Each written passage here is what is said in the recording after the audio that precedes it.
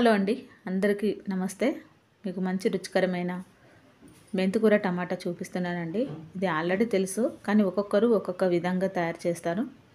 ముందుగా నేను కళాయి వేడి చేసుకొని అందులో ఒక 4 స్పూన్ల నూనె వేసుకొని దీంట్లో ఒక మీడియం సైజు ఉల్లిపాయలు ఒక 3 తీసుకొని అందులో పచ్చిమిర్చి ఒక 4-5 తీసుకొని కొంచెం దూరగా వేయించుకోవాలి. మీరు కావాలంటే జీలకర్ర, ఆవాలు ఇవన్నీ కూడా వేసుకోవచ్చు. నేను ఏం వేయకుండానే తయారు చేస్తున్నాను.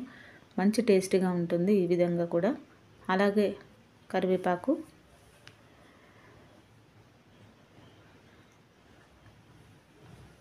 ఈ కూర బ్యాచిలర్ పిల్లలు చాలా ఈజీగా తయారు చేసుకోవచ్చు అండి.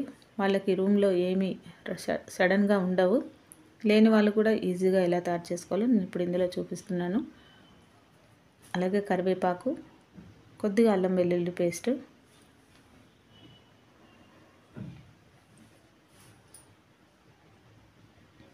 ఇవన్నీ కొంచెం పచ్చివాసన పోయేంత వరకు వేయించుకోవాలండి. కొద్దిగా టైం పడుతుంది. ఒక నిమిషం హై ఫ్లేమ్లో వేయించేసినామంటే మనకి తొందరగా వేగుతాయి. ఆ తర్వాత దీంట్లో ఒక 4-5 టమాటాలు సన్నగా కట్ చేసి వేసుకోవాలి.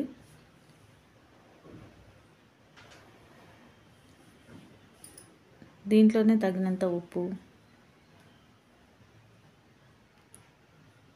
అలాగే మెంతికూర ఒక 4-5 కట్టలు తీసుకొని మనం ఎక్కువగా ముదురు ఆకులు, కాడలు లేకుండా ఆకులు, లేత ఆకులతోని ఈ మెంతాకుని శుభ్రంగా కడిగి కట్ చేసి పెట్టుకుంది. సరిపడంత ఉప్పు, అలాగే 1 స్పూన్ కారం, ఇవన్నీ వేసి మూత పెట్టేసి ఒక 5 నిమిషాల పాటు మీడియం ఫ్లేమ్లో పెట్టేసి ఉడికించుకోండి.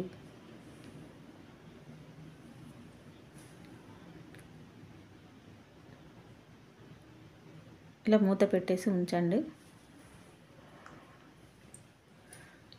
చూడండి, ఇందులో ఉప్పు వేసిన తర్వాత కొంచెం మనకి నీరు ఫామ్ అవుతుంది. ఇలా ఈ నీరు ఉన్నప్పుడు మరి కొంతసేపు ఉడికించండి. ఎందుకంటే మనకి నీళ్ళుగా ఉంటే అన్నంలోకి బాగుండదు.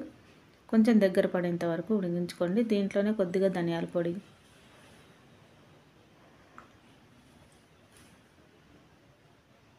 వేసిన తర్వాత కొద్దిసేపు మరొకసారి ఒక 2 నిమిషాల పాటు అలా మూత పెట్టేసి ఉంచేయండి. మనకి మెంతాకు చాలా మంచిదండి. వారంలో 2-3 సార్లు అయినా మెంతికూర తినడం వల్ల మంచి బెనిఫిట్స్ ఉంటాయి, హెల్తీ కూడా. దీంట్లోనే చివరిగా కొత్తిమీర వేసేసుకోండి. అంతేనండి, చాలా సింపుల్. రుచి మాత్రం అమోఘంగా ఉంటుంది. ఈ విధంగా ఒకసారి ట్రై చేసి చూడండి. నా ఈ వీడియో నచ్చినట్లయితే తప్పకుండా లైక్ చేయండి, షేర్ చేయండి, సబ్స్క్రైబ్ చేయండి.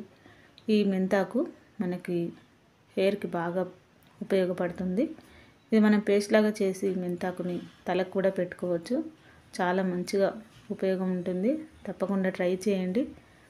నా ఈ రెసిపీ నచ్చినట్లయితే లైక్ చేయండి, షేర్ చేయండి, సబ్స్క్రైబ్ చేయండి. అందరికీ థ్యాంక్ యూ అండి.